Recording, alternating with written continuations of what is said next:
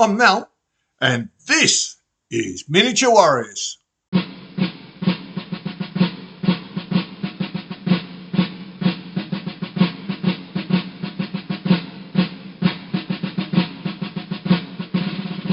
Welcome back to the channel. Today's game is the promised third game in our Longstreet 2 War in the West campaign. It's a good game, a two-player game, just to finish off our early war games, and I hope you enjoy.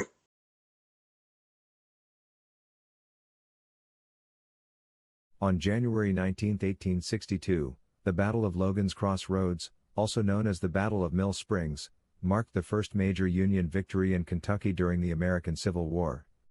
Confederate General Felix Zollicoffer had advanced into southeastern Kentucky to secure strategic ground near Somerset, but his position was compromised by poor terrain and a river at his rear.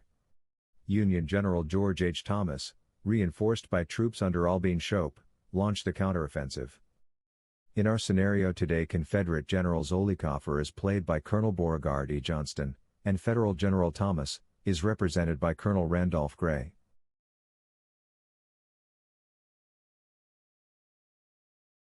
Here we see the battlefield, and the left-hand edge, as we view it, is north. Logan's Crossroads is in the bottom left, marked by the Union camp. Earlier this morning the Yankees have engaged the rebels off to the southeast, and the Federal cavalry, the 2nd Ohio, has delayed the Confederate advance, retiring in front of the enemy and must now be deployed as shown. The Federal player must deploy one infantry regiment on the Mill Springs Road, the road running northwest to southeast diagonally across the field, and a second regiment on the Somerset Road, the road on the left-hand edge of the field. His remaining units, 2 infantry regiments and a battery of light 6-pounders, will arrive at the bottom left and have a random die roll to determine when he can deploy them. The rebel commander has his entire brigade available from turn 1 but may only enter from the Mill Springs Road.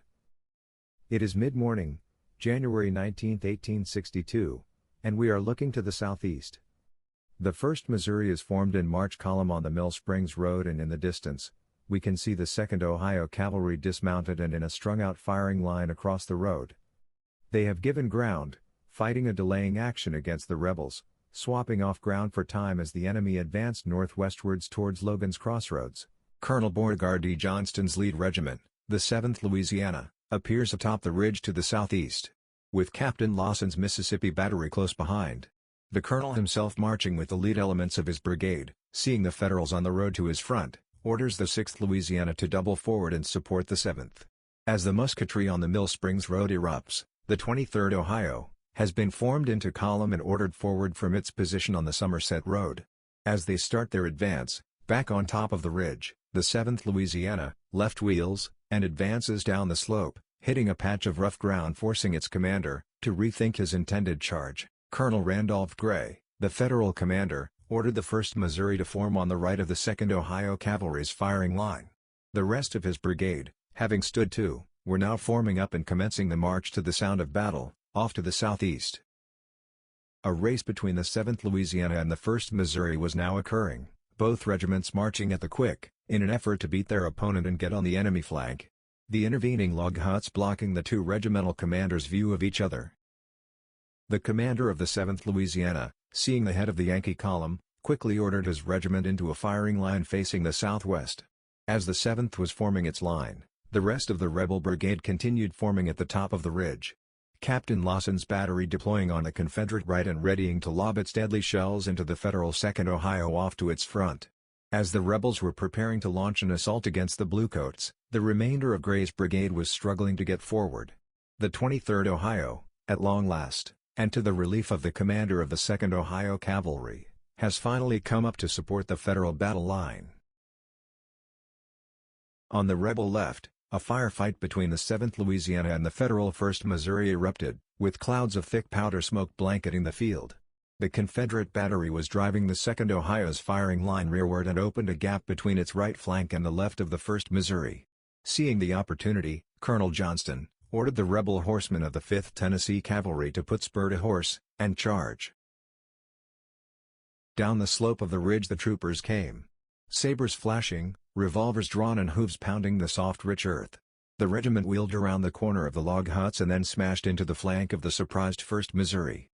The Yankee regiment fought desperately and refused the regiment's left flank, wheeling rearwards and giving ground, in front of the victorious Confederate cavalry. Major Abner Terrence, the commander of the rebel cavalry regiment, seeing the Yankees fall back, pushed the 5th Tennessee into the ever-widening gap. Just as the Southern Horse achieved the isolating of the 1st Missouri, the remainder of Gray's brigade reached the field, with Battery B, 5th United States Artillery, in the lead. As Battery B went into action in the center of the Union line, and the 1st Missouri withdrew to the southwest, having had their flank turned, the 24th Ohio, at the rear of the brigade march column, was ordered to break formation and head to support the Federal left flank, against which the rebels were starting to mass. The 55th New York, Gray's final regiment, and representing his last reserve, was ordered to form line to the right and be prepared to repel the now expected rebel assault on the Federal flank. In the center of the field, the 2nd Ohio Cavalry, supported by the Federal artillery that had opened a carronade against the Southern center, shifted their firing line to their right, changing formation by the guidon. This allowed the Federal battery a better field of fire against the enemy infantry, that continued to mass atop the ridge. Musketry on the left of the Yankee brigade had sown the seed of confusion, and the commanding officer of the 23rd Ohio, with his blood up and contrary to his orders, not waiting for the 24th Ohio to come up and support, advanced his regiment towards the enemy. Colonel Johnston's brigade was making maximum use of its now numerical superiority. The Yankees were taking casualties right along the line. Half the Federal cavalry had been shot away, and the 23rd Ohio, by advancing out of the line, had compromised the Federal left. The 2 depth regiments of Gray's brigade were yet to add any weight to the contest. Slowly and surely the rebels were grinding out a win. Johnston now ordered his left flank forward, increasing the pressure on the Yankee right. The 7th Louisiana advanced, peppering the Federal cavalry as they went. On their right, the 57th North Carolina, a relatively fresh regiment, deployed down the forward slope of the ridge, forming a continuous battle line along the rebel front. They too added their fire against the stricken 23rd Ohio, whose perilous position out the front of the Federal brigade was becoming more and more obvious. With the commanding officer of the 23rd Ohio refusing to obey orders, and hotly engaged on the left, and the 2nd Ohio Cavalry retiring rearwards in the center, Gray realized that if he was to preserve his brigade as a fighting force, he would need to disengage. So with heavy heart, and concern for what both the newspapers and the War Department would say, he ordered the withdrawal.